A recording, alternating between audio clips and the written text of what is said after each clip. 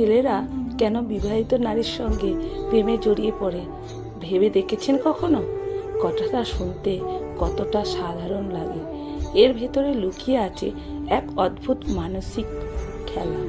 হয়তো আপনি নিজেই টের পাচ্ছেন।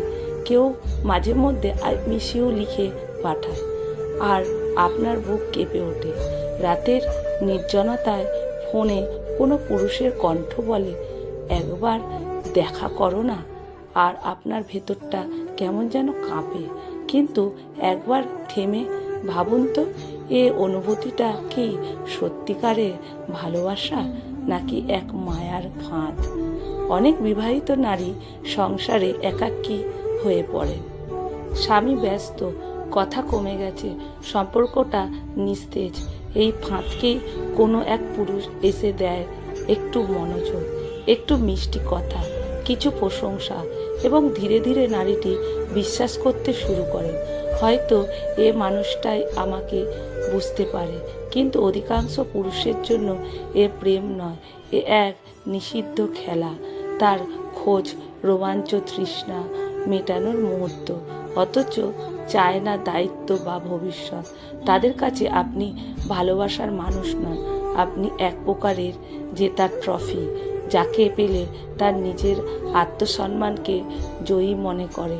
একটু ভেবে দেখুন, যে পুরুষ অন্যের ঘর ভাঙতে পারে, সে কি আপনার ঘর করবে?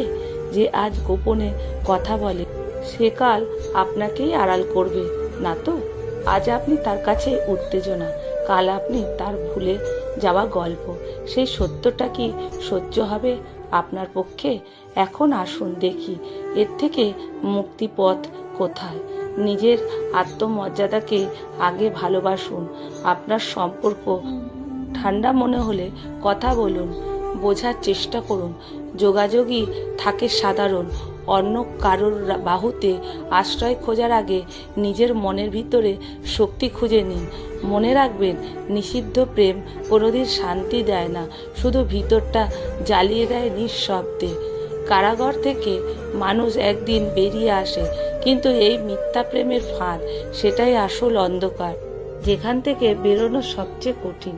তাহলে প্রশ্ন হলো, বিবাহিত নারীর সঙ্গে প্রেম মানেই কি প্রতারণা, নাকি কখনো কখনো তাতে সত্যি অনুভূতিও থাকতে পারে?